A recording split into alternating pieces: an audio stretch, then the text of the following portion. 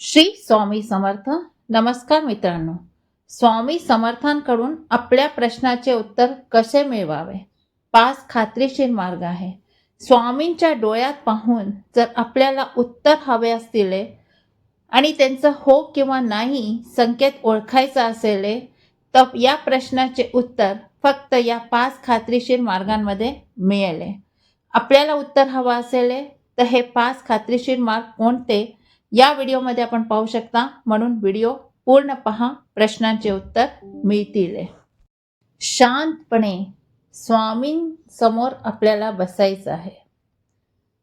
108 वेळा श्री स्वामी समर्थ म्हणायचं आहे आणि त्यानंतर आपल्या हातामध्ये नित्यसेवाची पोथी ठेवायची आहे.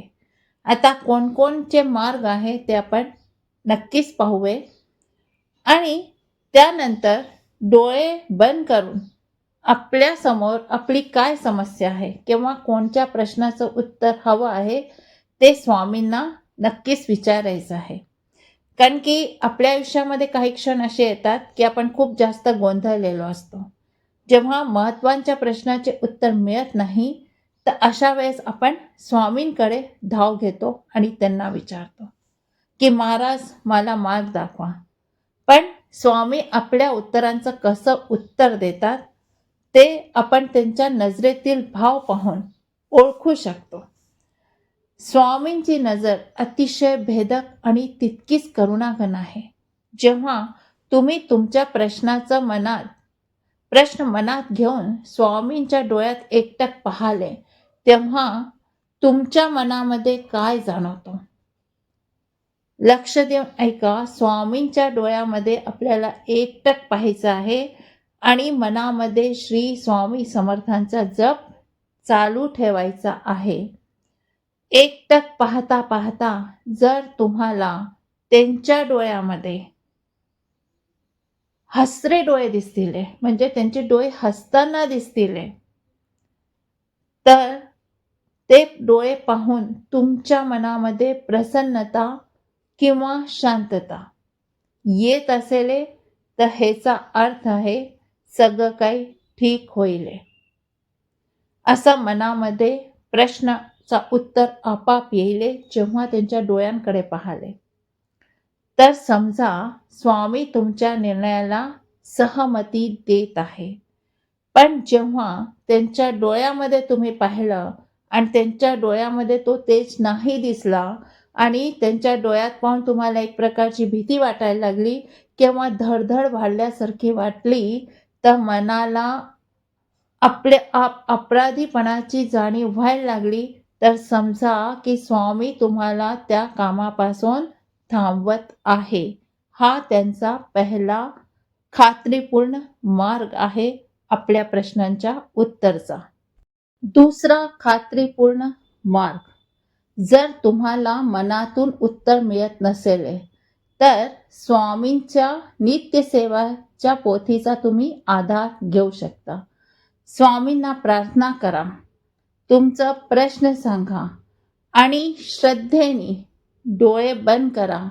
स्वामी समर्थांचा जाप करता करता डोळे बंद ठेवून पोथीचा कोणताही एक पान उघडा. मग ज्या पान आपण उघडलंय त्या पानावरील ओळ्या किंवा तो अध्याय वाचा. तुम्हाला आश्चर्य वाटेल की त्या ओळ्यांमध्ये तुमच्या प्रश्नांची तंतोतंत जुळणारे उत्तर असतात. हे स्वामींचे शब्दरूपी उत्तर आहेत. जेव्हा तुम्ही तो अध्याय वाचाले किंवा त्या ओव्या वाचायले तर तुम्हाला असं वाटेल की हाच प्रश्न माझ्या मनात होता आणि त्या प्रश्नाचं उत्तर माझ्यासमोर येऊन गेलं आहे. तर मनात नसेल उत्तर मिळत तर हा पोथीवरून आपण आपल्या प्रश्नांचे उत्तर जाणून घेऊ शकता. खात्रीशीर तिसरा मार्ग, बाह्य संकेत किंवा कोळ. अनेक भक्त कोळ लावतात, स्वामींच्या चरणावर किंवा खांद्यावर फूल ठेवून उत्तर मागतात. जर उजव्या बाजूचे फूल पडले तर सकारात्मक उत्तर मानले जातं. पण याही पलीकडे जर तुम्ही स्वामी समोर बसला आहात आणि अचानक मंदिरात घंटी वाजली किंवा आरती सुरू झाली किंवा त्याच वेळेस कोणीतरी श्री स्वामी समर्थ, श्री स्वामी समर्थ असे स्वामींचे नामस्मरण सुरू केले, तर तो एक मोठा आशीर्वाद आणि सकारात्मक संकेत समजावा. हा बाह्य कौल आहे. जर आपल्याला काही ओळखायचं असेल तर यावरून सुद्धा आपण ओळखू शकतो की स्वामी आपल्याला आशीर्वाद देत आहे, एक संकेत देत आहे आपल्या कार्यामध्ये पुढे वाढण्यासाठी. आता पाहू आपण चौथा खात्रीपूर्ण मार्ग. आपल्या बुद्धीचे चालक श्री स्वामी समर्थ आहे. जेव्हा आपण स्वामींना प्रश्न विचारतो आणि प्रश्न विचारून जेव्हा आपण शांततेने बसतो, स्वामी अनेकदा शब्दात संकेत देत नाही तरी विचारांमध्ये ते आपल्याला उत्तर देतात आपल्या विचारांच्या माध्यमातून. प्रार्थना करताना जर तुमच्या मनात गोंधळ थांबून अचानक एखादा ठोस विचार आला किंवा एखाद्या समस्यावर उपाय एकदम सुचला, तर समजा ते स्वामींनी उत्तर दिलेलं आहे. स्वामी म्हणतात ना, मी तुमच्या आतूनच बोलतो. म्हणजे स्वामी आपल्या आतच आहे. स्वामी सगळ्या दूर आहे, ते आपल्या आत सुद्धा बसलेले आहेत. तर स्वामीच आपल्याला आतून उत्तर देतात. कधी कधी उत्तर नाही येऊन जातं, नाही मला या दिशेला नाही जायचं आहे, आणि कधी कधी अचानक आपल्याला त्यातून मार्ग दिसायला लागतो.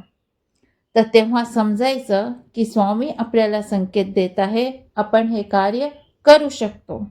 आणि जर मनात काही विचार नाही आहे, गोंधळलेलं राहिलं, तर ते उत्तर स्वामींचं नाही असतं.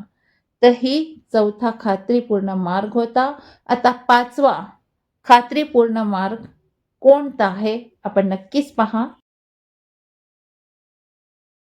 शेवटची आणि सर्वात महत्त्वाची खूण म्हणजे तारक मंत्र. स्वामींकडे पाहत असताना तारक मंत्र म्हणा. जर भिऊ नकोस, मी तुझ्या पाठीशी आहे, ही ओळ म्हणताना तुमच्या अंगावर शहारा आला किंवा डोळे भरून आले, तर समजा की स्वामी तुमच्या पाठीशी खंबीरपणे उभे आहेत. आता भीती सोडण्याची वेळ आली आहे आणि पुढे वाढायची आपल्या वेळ आली आहे.